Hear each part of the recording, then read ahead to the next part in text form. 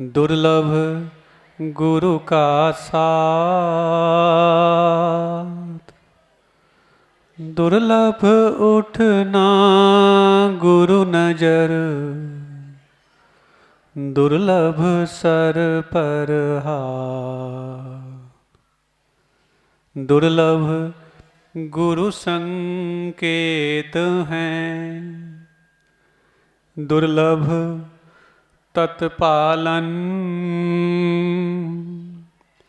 दुर्लभतम गुरु चरण में है समाधि धारण।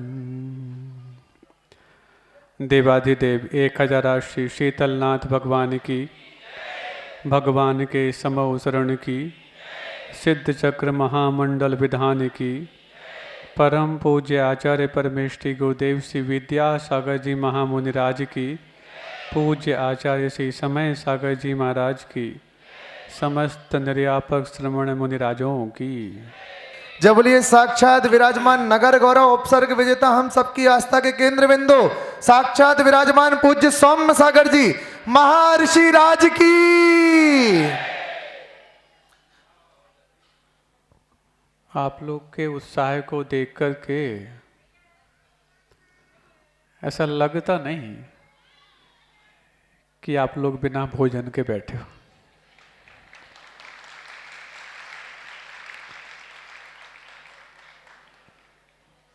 तो फिर हमें भी लगता है कि जब बिना खाए भी आप भोजन जैसे लगते हो, तो फिर भोजन के बाद जो रिफ्रेशमेंट होता सौंफ सुपारी, तो उसके रूप में हम अपनी मुस्कान दे देते हैं।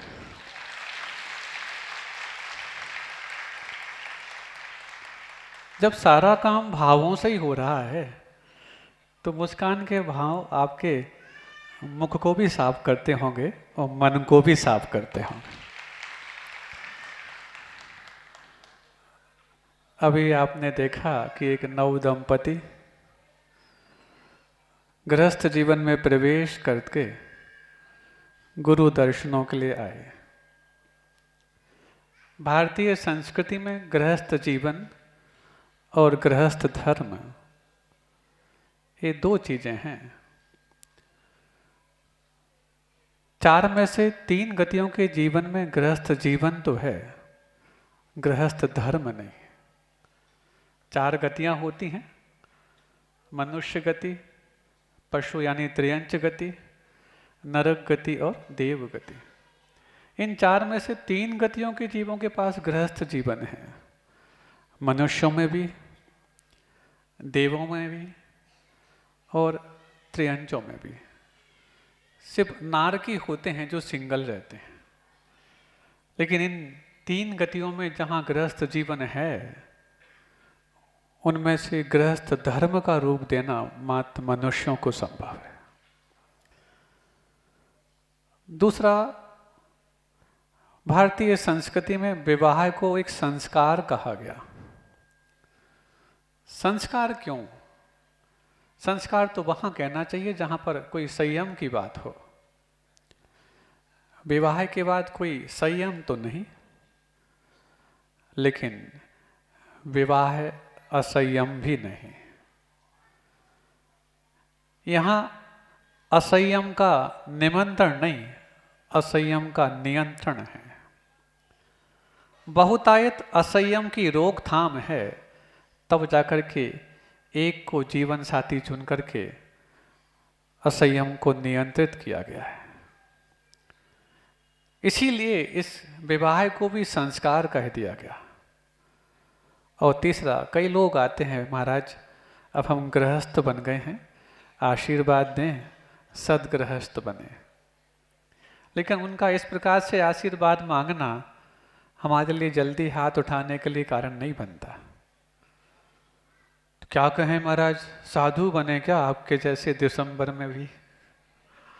अभी कोई कुछ कह रहा था, सुन रहे थे, उसके पास भी चांस है दिसंबर में दिगंबर बनने का, लेकिन उसने भी दीक्षा कराने की सोच ली है, वो भी गृहस्थ दीक्षा। ये भी समोसरण का अतिशय होगा। ब्रह्मचारी की दीक्षा बाद में हो, लेकिन इसकी तो पहली दीक्षा होने वाली है, गृहस्थ दीक्षा। तो असंयम का नियंत्रण, साथ में वो कहता महाराज आशीर्वाद दें हम सदगृहस्थ बने। इतनी जल्दी हाथ नहीं उठा सकते, तो क्या बोलें? वो यही बोलता है यदि महाराज अब हम गृहस्थ तो बन गए हैं, आशीर्वाद दें हम आदर्श गृहस्थ बने, तो हमारा हाथ जल्दी ऊपर उठ सकता। क्या फर्क है सदगृहस्थ में और आदर्श गृहस्थ में? सदगृहस्थ वो है जो दूसरों की सीखों को अपने जीवन में उतारता है, तो आदर्श गृहस्थ वो है जिसकी सीख दूसरे अपने जीवन में उतारते हैं।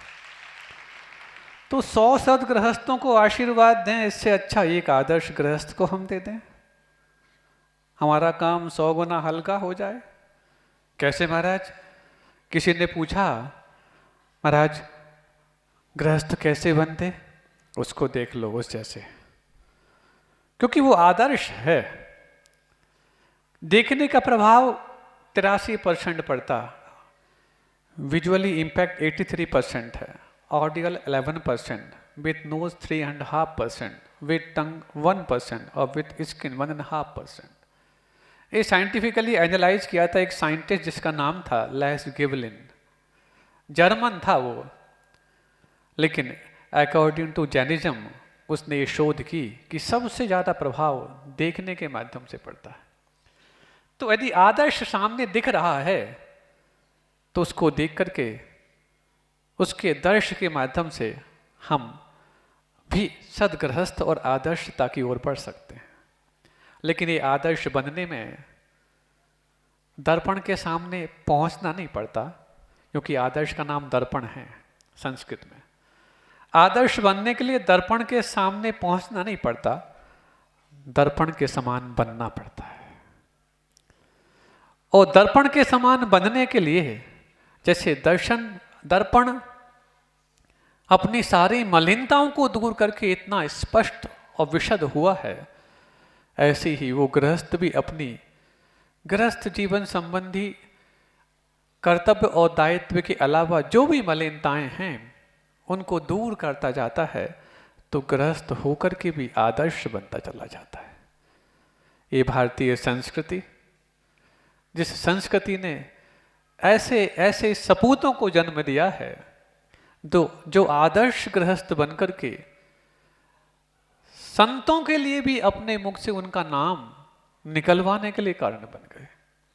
संत यदि संतों का नाम लें, गुरुओं का नाम लें, तब तो कोई बात नहीं, लेकिन जब संत किसी गृहस्थ का नाम उसकी आदर्शता को लेकर के कहें, जैसे सेठ सुदर्शन, जैसे राजा श्रीपाल, जिनके लिए आप लोग सिद्ध चक्र महामंडल विधान रचा रहे हैं, मैना सुंदरी श्रीपाल, सुनो कैसा, जब वो देशाटन के लिए गया था तो देशाटन पर जाते वक्त कई ऑफर उसको मिले, लेकिन किसी को भी स्वीकारेंगे तो विवाह के पश्चात ही, अन्यथा किसी प्रकार से कोई भी कुछ भी हो जाए स्वीकार नहीं करेंगे।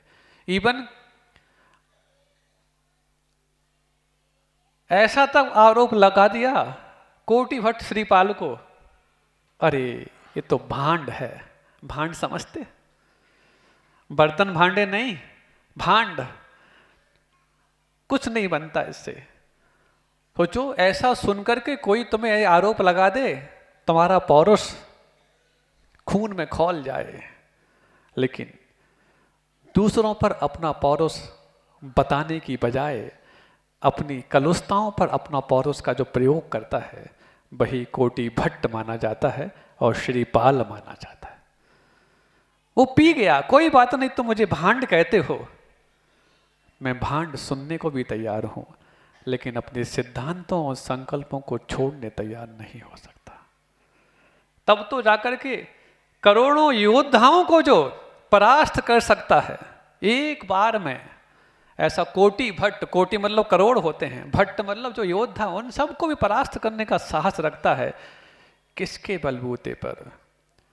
एक ही मात्र व्रत जो गृहस्थों को स्वीकार करने योग्य है, स्वदार संतोष व्रत के बलबूते पर।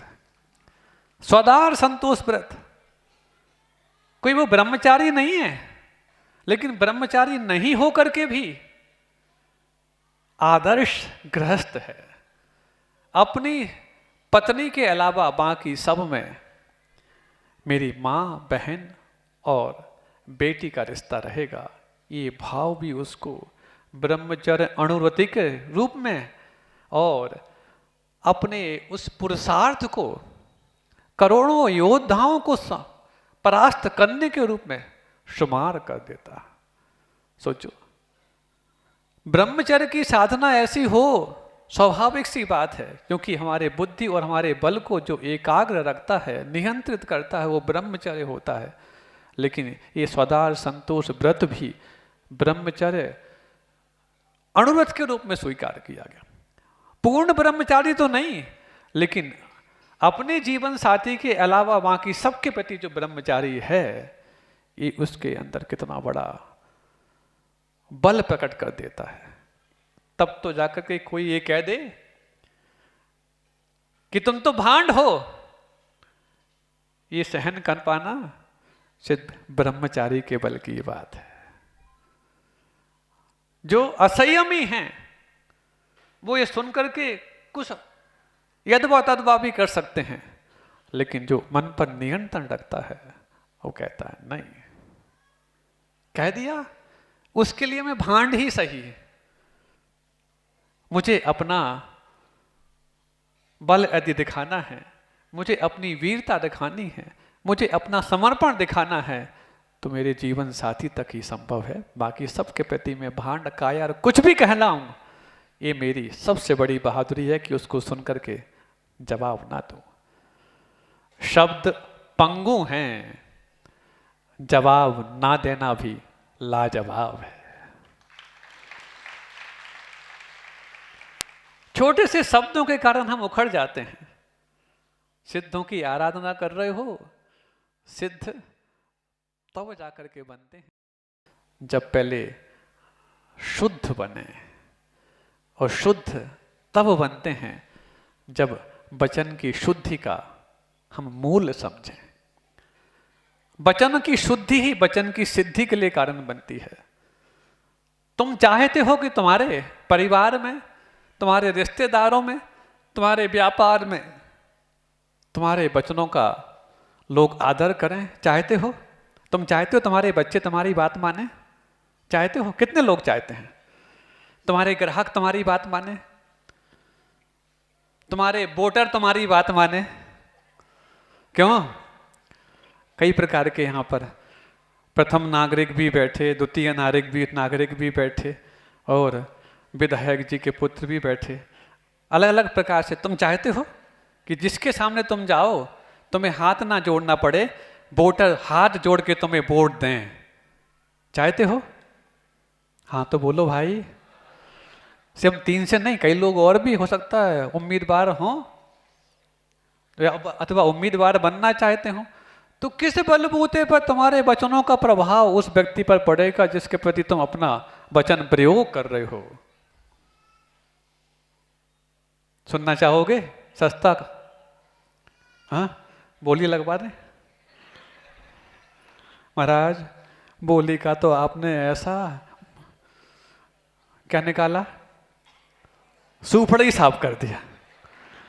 हाँ, पूरे चातुर्मास में बिना बोली के भी ऐसे बड़े बोले हो गए यहाँ पर कि जिस ओर निगाह दिखा दो वहां खड़े हो जाते हैं कि हम हैं तैयार। अब हम सोच रहे, अब हमें निगाहें भी नीचे रखनी चाहिए, ज़्यादा देखना ही नहीं इनकी तरफ। महाराज आप नहीं देखोगे तो फिर कौन देखेगा? अच्छा, दुनिया को दिखाने के लिए हाथी पे महाआरती करने बैठते हैं और हमसे देखने की मांग कर। महाराज शाम को तो हम दुनिया को दिखा देंगे, सुबह आप देख लेते हो तो हम बारे न्यारे हो जाते हैं। शाम को आके बोले महाराज कृपा कर दी, आपने हमें बना दिया। वाह वाह वाह, कृपा करके पहले से तैयार हो जाते। अब देखते हैं, कल तो चक्रवर्ती की दिग्विजय यात्रा है। हाँ, स्वधर्म भी जाएगा पीछे पीछे। हाँ, क्यों? चक्रवर्ती की दिग्विजय यात्रा है। किमिक्षक दान, किमिक्षक दान देना है इनको। किमिक्षक का मतलब समझते हो? किम यानी क्या, इच्छक, तुम्हारी क्या इच्छा है वो हर मनोकामना पूरी करेंगे चक्रवर्ती। मांग लेना इनसे कुछ। हाँ, दवाई दे सकते हैं बस। लेकिन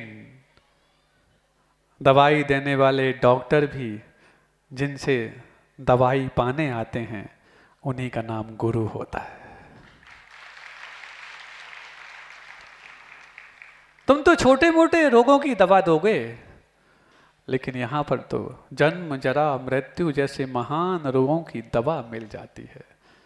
और तुम तो MRI, CT scan, digital X-ray, deep X-ray, इनके माध्यम से निदान करोगे। वो तो तुम्हें देख कर निदान कर देते हैं कि तुम्हारे पास कौन से रोग कहाँ जमा करके बैठे। निगाह की नहीं, आधे रोग तो वैसे ही ठीक हो जाते हैं। कई बार आपने घरों में देखा होगा, जब घर से आप किसी अस्पताल की ओर जाते हो, 104-5 बुखार में जा रहे हो, तो आधे रास्ते में 2-3 डिग्री वैसे ही कम हो जाता है।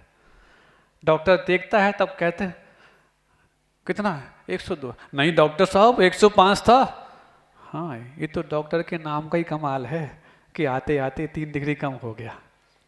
जब सोचो डॉक्टर के पास पहुंचने पर तुम्हारे थर्मामीटर में 3 डिग्री कम होता है तो 4 डिग्री बचा भी रहता है, लेकिन जब गुरु के पास पहुंचते हैं तो थर्मामीटर माइनस में आ जाता है और सारे ताप शांत हो जाते हैं।